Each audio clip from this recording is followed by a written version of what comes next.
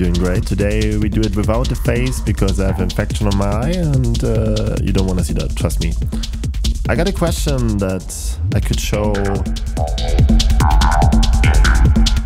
a little bit of this track and how I created it.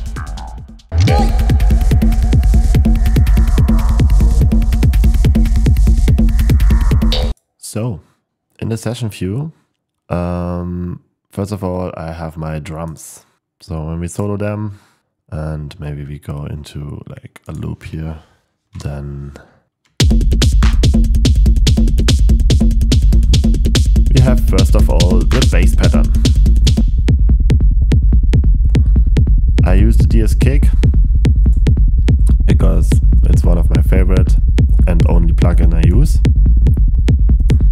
And here we just did like a simple kick with a really clicky and short decay. And then a off kick. So we're getting this shuffle.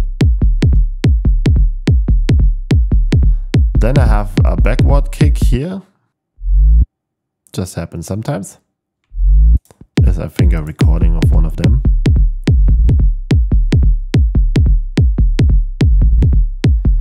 And then we have the bass pattern on top.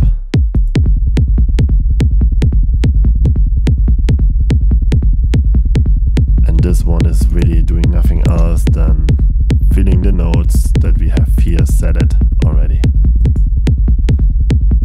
Like always. And then you get that rumble here. Then I have some shaker. In this case here,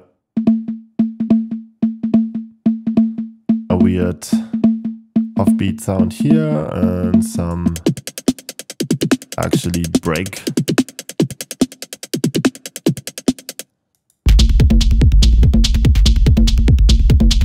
When the break comes in.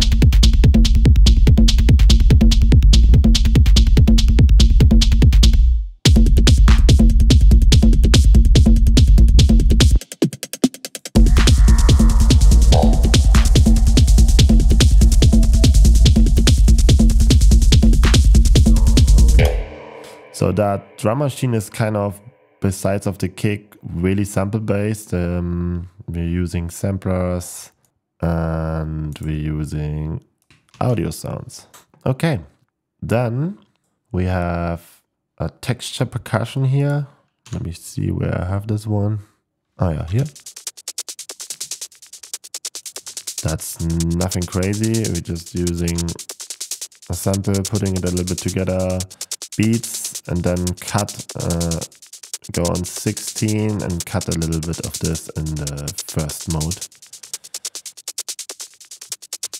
Make it more clicky, and then yeah, I just compress it, put some sidechain from the kick, limit it in the end, and push some frequencies that I like in the mix together. Then another texture pack. I think really similar, this time just more like stereo image oriented. So I use a lot of phasing and modulate that over time here, I see also. And the center, like the frequency center switching. Then convolution reverb, compression with a sidechain, and that's it. Yeah, I just cut the frequencies in the end. And what we got here? This one. So I used meld here to create this like weird atmospheric sound with corpus, delays, phasing, and then like a low gravity sling filter. And then yeah, just a little bit of excitement and sidechaining. But the phaser and the filter are making literally the work here.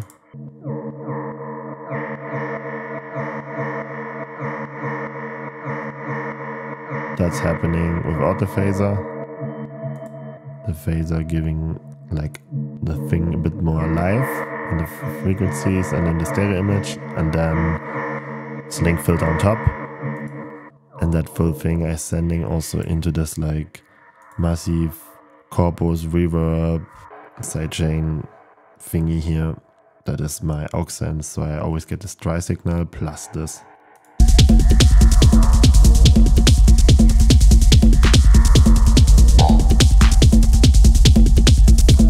And then the juice, of course, is coming.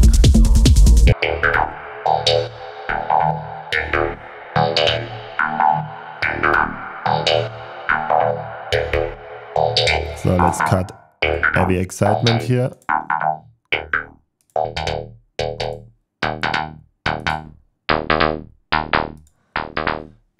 That's what we got. A DS FM.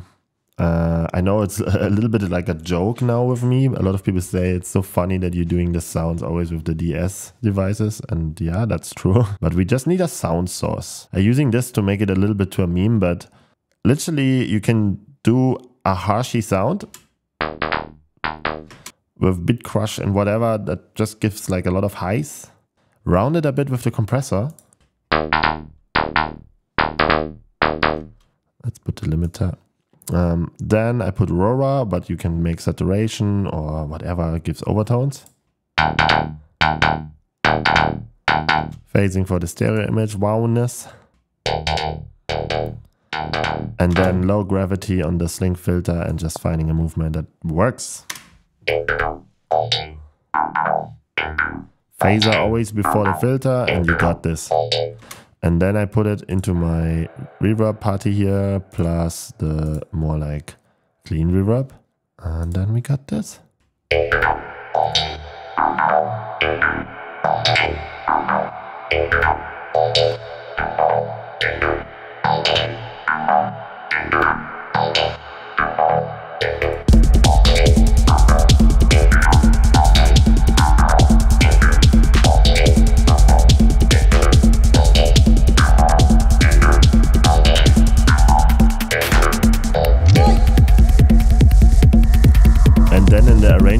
The only thing I do is I jam it from the session view to the arrangement view.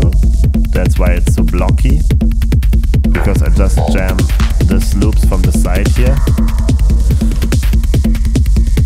And then when I have here like a drop, I cut some stuff out and put some fill-ins that I have on the computer.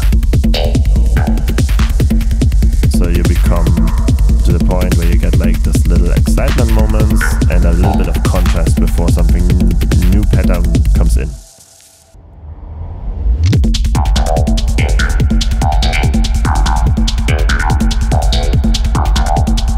Yo! That's it. Short, but if the community asks, I answer.